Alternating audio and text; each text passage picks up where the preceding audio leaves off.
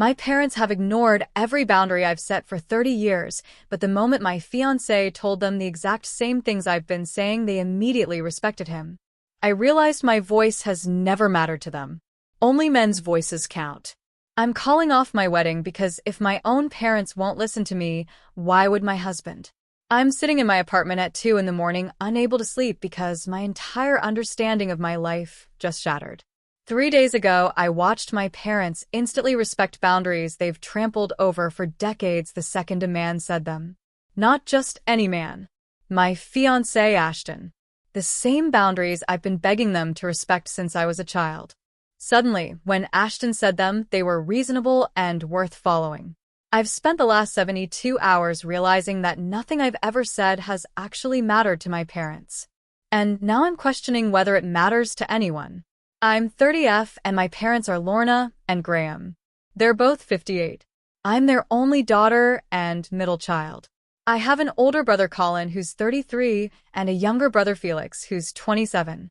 Growing up, I noticed that my brothers got taken more seriously than I did, but I thought that was just normal family dynamics. Colin was the oldest, so he got responsibility. Felix was the baby, so he got attention. I was just the middle kid, the daughter. The one whose opinions were suggestions at best. Looking back, now I can see the pattern was there from the beginning. When I was 7, I told my parents I didn't like my piano teacher because he would grab my hands too hard when correcting my positioning. My mom said I was being sensitive and I needed to toughen up. When Colin mentioned 6 months later that the same teacher seemed rough with students, my parents immediately pulled me from lessons. They took his observations seriously, but not mine. When I was 12, I asked my parents to stop commenting on what I ate.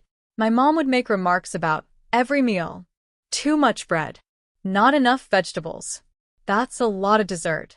It made me incredibly self-conscious about food. I told them multiple times it bothered me. They said they were just trying to help me be healthy.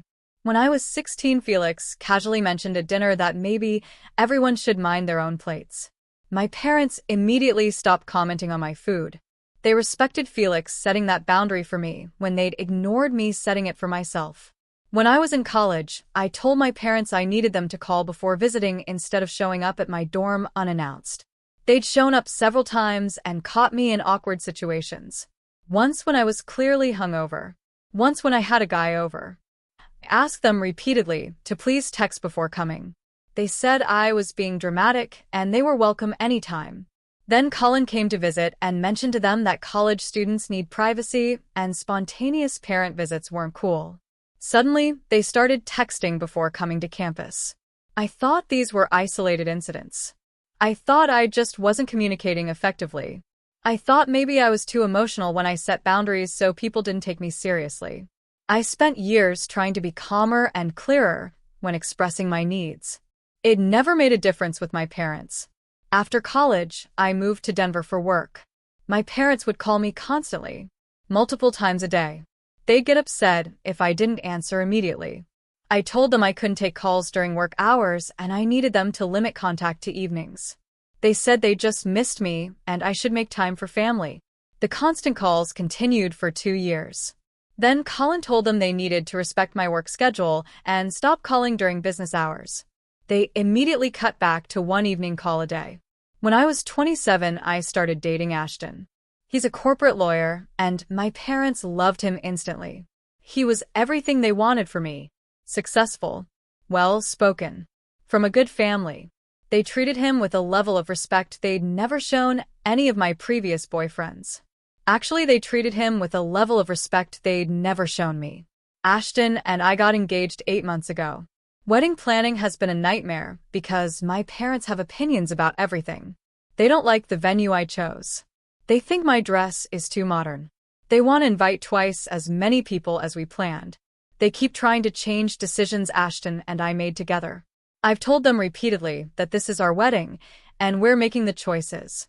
I've set boundaries about what input we're accepting and what's already decided. They ignore every single boundary. My mom calls vendors to ask about changing things. My dad sends me emails with alternate venue options. Lorna keeps forwarding me pictures of different dress styles she thinks would be more appropriate. Every conversation about the wedding ends with me frustrated and them acting like I'm being unreasonable for wanting control over my own wedding. I've had the boundary conversation with them at least 20 times. They don't change.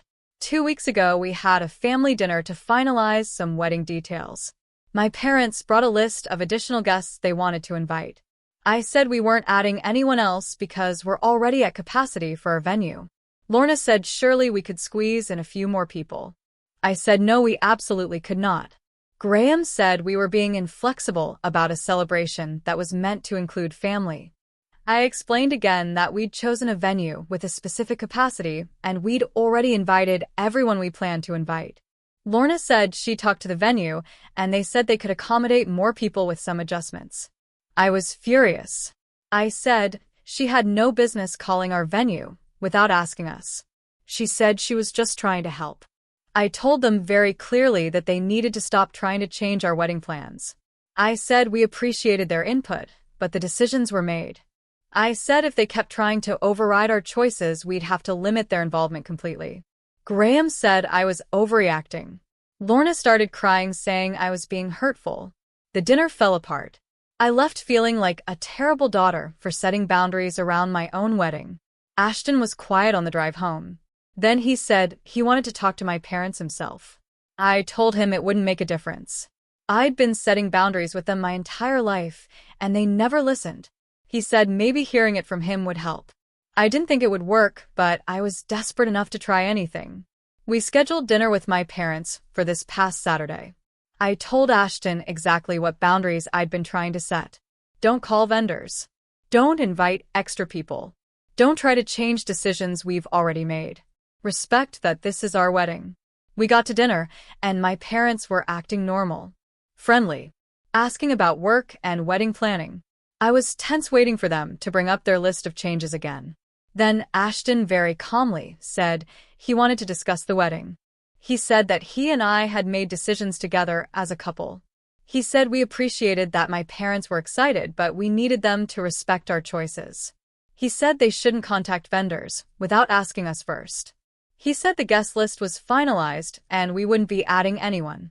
He said we needed to trust that we'd made the right decisions for our wedding. It was almost word for word what I'd been saying for months. I sat there waiting for my parents to argue or cry or tell him he was being unreasonable. Instead, my dad nodded and said that was fair. My mom said they understood and would step back. They apologized for overstepping. They said they'd been so excited they'd gotten carried away, but they'd respect our boundaries going forward. I couldn't believe what I was hearing. These were the exact boundaries I'd been setting. The exact words I'd used. But when I said them, I was overreacting and hurtful. When Ashton said them, they were reasonable and fair. I sat there in silence while Ashton and my parents had a pleasant conversation about respecting our decisions. They were so agreeable, so understanding. Everything I'd been begging for they gave him immediately. No argument, no tears, no guilt trips, just instant compliance. We left dinner, and Ashton seemed satisfied that things were resolved. I was numb. In the car, he said he was glad they'd listened. I asked him if he noticed that they'd given him respect they'd never given me. He said he hadn't really thought about it like that. I said they'd literally agreed to the same boundaries they'd been violating for months, just because he was the one saying them. Ashton said maybe they just needed to hear it from both of us, as a united front. I said that wasn't what happened. What happened was they respected him saying no in a way they'd never respected me saying no. He said I might be reading too much into it. I said I'd spent 30 years not being heard by them, and I knew exactly what I was seeing. That night, I couldn't sleep. I kept thinking about every time my parents had ignored my boundaries until a man reinforced them. My own voice had never been enough. Not when I was a child asking to switch piano teachers. Not when I was a teenager asking them to stop commenting on my food. Not when I was an adult asking them to respect my privacy. Every single time a man had to co-sign my boundaries before my parents would respect them. The next day, I started going through my memories more systematically. Every boundary I'd ever set with my parents. Every time they'd ignored me until a man backed me up. The pattern was undeniable. My brother's opinions were taken seriously from childhood. My male friend's suggestions carried weight. My boyfriend's preferences mattered. But my voice alone had never been enough. I called my best friend Harper. I told her what happened at dinner. She was quiet for a long time. Then she said she'd noticed my parents talked over me at family events, but always let the men finish speaking. She said she'd thought it was just a generational thing, but maybe it was more specific than that. I called Colin. I asked him if he remembered telling our parents to stop commenting on my food when we were teenagers. He remembered. I asked him why he'd done that. He said I'd been complaining about it for years, and he could tell it was really bothering me, so he figured he'd say something. I asked him why he thought his saying something made a difference when mine hadn't. He didn't have an answer.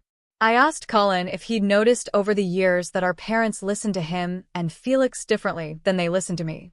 He was uncomfortable with the question. He said he'd never really thought about it. I listed examples. He got quiet. Then he admitted that now that I mentioned it, our parents did seem to take the boys more seriously. He said he'd always assumed that was just because we were older. I pointed out that Felix was younger than me, and they still took him more seriously. Colin didn't know what to say. He apologized. I asked him what he was apologizing for. He said for not noticing, for not saying something sooner, for benefiting from a dynamic that hurt me. I called Felix next. I asked him if he remembered telling our parents to respect my work schedule when I first moved to Denver. He did. I asked him why he'd done it. He said I'd been stressed about the constant calls, and he figured they'd listen to him. I asked him if he knew they wouldn't listen to me. He admitted that he'd kind of known they'd respect it more coming from him. Felix said our parents had always been weird about me being a girl. They had these old-fashioned ideas about daughters needing guidance and protection. He said he and Colin had talked about it before. They'd noticed our parents treated me differently, but they'd never known how to address it. Asked him why he'd never told me they'd talked about this. He said he didn't want to make me feel bad. I was so angry I couldn't speak. My brothers had known for years that our parents didn't take me seriously. They'd noticed the different treatment. They'd even discussed it with each other. But they'd never told me. They'd just occasionally intervened to get our parents to respect boundaries I'd already set. Like I needed a male translator to communicate with my own parents. I spent that whole day spiraling. I kept thinking about my wedding. My parents had spent months trampling over my decisions, making me feel unreasonable for wanting control over my own wedding, making me doubt myself. Then Ashton said the exact same things, and suddenly everything was fine. They respected him instantly. That night, I told Ashton I needed to talk. I said I'd been thinking about the dinner with my parents. I said I'd realized something really disturbing. My parents have never respected my voice. Only male voices. Every boundary I've ever set has been ignored until a man reinforced it. He tried to say that wasn't necessarily about gender. Maybe they just needed to see us as a united front. I walked him through example after example. My entire childhood and adulthood. The pattern was consistent and undeniable. Ashton got quiet. Then he said he understood why I was upset, but what did I want him to do about it? I said I didn't know, but I couldn't stop thinking about it. Then I asked him if he'd ever noticed that my parents listened to him more than me. He admitted they did seem to defer to him. I asked if that bothered him. He said it was just how that generation was with their daughters. Asked if he thought it was okay. He said no, but he didn't know how to fix it. I asked Ashton if he'd ever noticed other situations where people took him more seriously than me. He said maybe at restaurants when we're deciding things. I pushed him to think harder. He admitted that now that I was asking, he'd noticed that people often directed questions to him even about things that were clearly my area. Like when we were hiring a photographer for the wedding, they kept asking him about style preferences, even though photography is my hobby. I asked him if he'd ever corrected anyone who dismissed me to talk to him. He said he didn't think so. He said he usually just answered the questions. I asked how that made him any different from my parents. He got defensive. He said that wasn't fair. I said, wasn't it though? He benefited from people taking him seriously while dismissing me. Just like my brothers benefited from our parents respecting them while ignoring me. Ashton said I was spiraling and connecting things that weren't related. I said they were absolutely related. I said I'd spent 30 years having my voice dismissed, and the one person who was supposed to be my partner was just another man who got listened to instead of me. We argued for hours. Ashton kept saying I was making this about something bigger than my parents' behavior. I said that's because it was bigger than my parents' behavior. This was about me finally realizing that my voice had never actually mattered to anyone. That I'd always needed a man to validate my words before anyone took them seriously. Ashton said he loved me and respected me. I asked him why he never noticed that other people didn't. He said he wasn't responsible for how other people treated me. I said, but he was responsible for not standing up for me when I was being dismissed. He said he couldn't police every interaction I had with people. I realized during that argument that Ashton had never actually stood up for me when I was being dismissed. He just stepped in and said the things I'd been saying and taken credit for solving the problem. Like at dinner with my parents. He didn't tell them they should have been listening to me all along. He just repeated my words and they listened because he was the one saying them. The next morning I told Ashton I needed space to think. He went to stay with a friend. I spent the day thinking about our relationship, trying to remember times when he'd actively supported my voice rather than just speaking for me. I couldn't think of many examples. I thought about our wedding planning. How often had Ashton suggested we do things his way when I had a different preference? How often had I deferred to him because it was easier than arguing? How often had vendors and family listened to him while dismissing my input? And how often had he let that happen without redirecting them to me? I called Harper again. I asked her to be brutally honest with me. Did she think Ashton respected me? She was quiet. Then she said Ashton loved me, but did he respect my opinions and autonomy? She wasn't sure. She said she'd noticed that he often made decisions for both of us, without really consulting me. She said I seemed to go along with it, so she'd assumed I was okay with it. I asked for examples. She said like when we were looking at venues he'd eliminated several options I liked without really discussing why. Or, when we were choosing a honeymoon destination, he'd booked something before we'd fully agreed. Or how he'd planned our engagement without asking what kind of proposal I'd want. She said she'd thought it was romantic, but now she was wondering if it was actually him just deciding things for me. I felt sick. I asked Harper why she'd never said anything. She said because I seemed happy. I said I'd thought I was happy too. But maybe I'd just been so used to not being listened to that I didn't recognize when someone was dismissing me. I called off work the next day. I needed time to process. I went through old journals and text messages, looking for evidence of whether Ashton respected me or just tolerated me. What I found was complicated.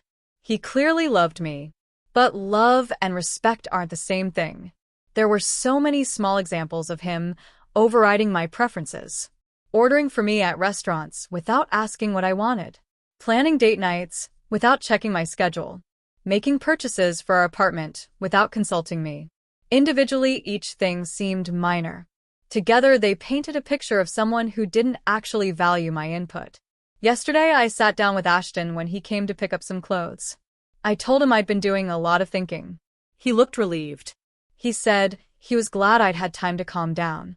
That phrasing bothered me. Like my realization about my parents had been an emotional overreaction rather than a legitimate concern. I told Ashton I wanted to talk about respect. I said I'd realized that he didn't actually respect my voice any more than my parents did. He just loved me in spite of not respecting me. He said that wasn't true. I walked him through examples from our relationship. Times when he dismissed my preferences or made decisions without me or let other people talk over me without defending me. Ashton said those were all normal relationship things. He said every couple has one person who's more decisive. I said, but the issue was that he was always the decisive one, and I was always the one deferring. He said because I was more easygoing. I said, or because I'd been trained my entire life that my preferences didn't matter, so I'd learned to just go along with what men decided. He said I was projecting my issues with my parents onto him. I said maybe, but that didn't mean I was wrong.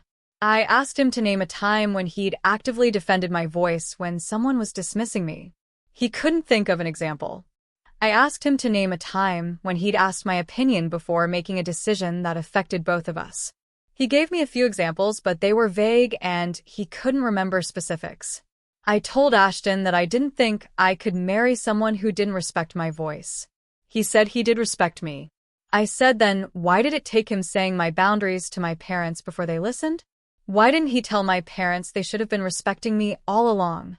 Why did he just step in and repeat my words like he was solving a problem rather than pointing out that the problem was them not listening to me? Ashton didn't have an answer. He said he was trying to help.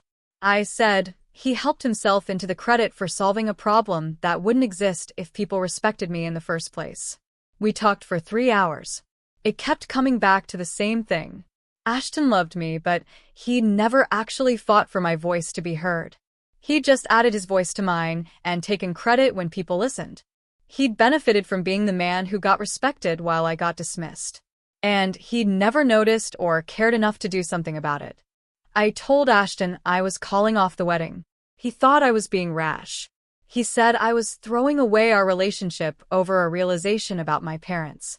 I said I was ending a relationship where I'd never actually been an equal partner, where my voice had never actually mattered, where I was just easygoing because I'd learned that fighting to be heard wasn't worth the energy. Ashton left upset. He said I was making a huge mistake over nothing. That phrasing told me everything I needed to know. My realization that I'd spent my entire life not being heard was nothing to him. Because to him my voice not mattering was just normal. It was how the world worked. He didn't see a problem with it. I called my parents yesterday. I told them the wedding was off. Lorna asked what happened. I said I'd realized that Ashton was like them. He didn't actually respect my voice. She said I was being dramatic. I said that was exactly the problem. Any time I expressed a concern or set a boundary, they told me I was overreacting or too sensitive or dramatic. I said I'd spent 30 years trying to be heard by them, and they'd never once actually listened. Lorna said that wasn't true. I said then, why did it take Ashton saying my exact words before they respected my wedding boundaries? She didn't have an answer. Graham got on the phone and said I was throwing away a good man because I was upset about the wedding planning. I told them both that I was done trying to make them understand. I was done trying to earn basic respect from people who should have given it freely. I said I was taking a break from family contact because I needed time to figure out who I was when I wasn't constantly being dismissed. Lorna started crying. Graham said I was being cruel. I said, no, I was finally respecting myself since nobody else ever had. I hung up. Today I've been getting texts from family. Colin says I'm overreacting and destroying my life over a misunderstanding. Felix says he gets why I'm upset, but calling off my wedding is extreme. Various aunts and uncles have weighed in saying I should reconsider. My brothers are the only ones who've actually apologized for not speaking up sooner about how our parents treated me differently. Actually, that's not true. Colin apologized. Felix said he gets it, but also maybe I'm taking this too far.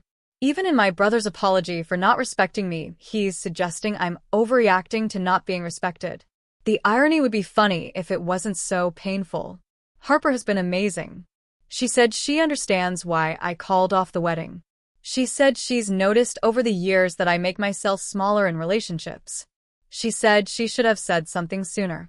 She said she's proud of me for finally standing up for myself even if it means blowing up my life. I don't know what happens next. I know I'm not getting married next month. I know I'm taking time away from my family. I know I'm finally acknowledging something that's been true my entire life. My voice has never mattered to the people who are supposed to love me most. And the worst part? I don't know if my voice matters to anyone. Not my parents. Not my fiancé. Not even myself. I've spent so long accepting being talked over and dismissed that I don't know how to demand to be heard.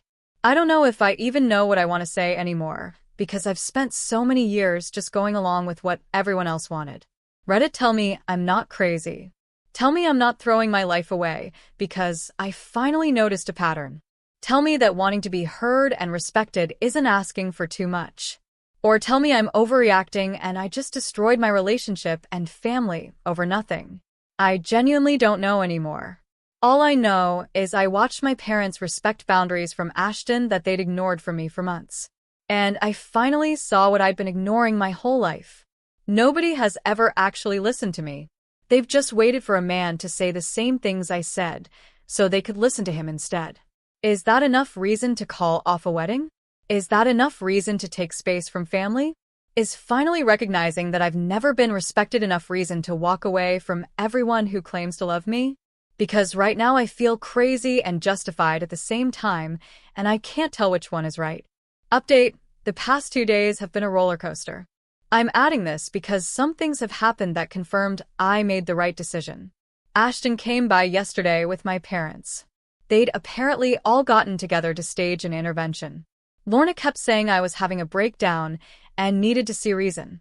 Graham said I was being influenced by radical feminist ideas. Ashton said I was reading too much into normal family dynamics. I asked them if they understood why I was upset. None of them could articulate it back to me. They just kept saying I was overreacting. I said that was exactly the problem. My feelings and observations were being dismissed as overreactions instead of being taken seriously. Then Graham said something that made everything crystal clear. He said, "I don't know why you're making such a big deal out of this. You got what you wanted. Your mother and I are respecting your wedding boundaries now. What more do you want?" I said I wanted them to understand that they should have respected those boundaries when I set them, not when Ashton repeated them. Graham said the important thing was they were respecting them now, so I should stop being angry. He literally could not understand why the method mattered. I told them all to leave. Ashton tried to hug me and said we could work through this. I said we couldn't work through something he didn't think was a problem. He left looking confused. This morning Colin called. He said he'd been thinking about our conversation. He said he talked to his wife about how our parents treat me differently. His wife immediately knew what he was talking about. She said she'd noticed it at family events, but didn't think it was her place to say anything. She said she'd watched our parents dismiss my opinions while seeking out Colin's input on the same topics. Colin apologized again. He said he was starting to understand what I'd been experiencing my whole life. He said he wanted to support me however I needed. That meant a lot. Felix texted saying he still thinks I'm overreacting, but he loves me. Even his support comes with dismissal of my feelings. I'm not sure we'll repair our relationship. Ashton has been texting asking to talk. I haven't responded. What would I even say? He thinks my realization about a lifetime of being dismissed is an overreaction. That tells me everything I need to know. Several people have asked if I'm in therapy. I started sessions this week. My therapist said what I'm describing is a common experience for women who've been conditioned to accept having their voices diminished. She said recognizing the pattern is the first step to demanding better treatment. I've also been reading about gender dynamics and voice authority. Turns out there's actual research on how women's voices are perceived as less authoritative than men's even when saying identical things. My experience isn't unique. It's systematic. Some people think I'm throwing away my life over sociology concepts. But to me, this is about finally seeing clearly how I've been treated and deciding I deserve better. I don't know what the future looks like. I know I'm not getting married. I know I'm setting serious boundaries with my family. I know I'm learning to value my own voice even when nobody else does. That's going to have to be enough for now.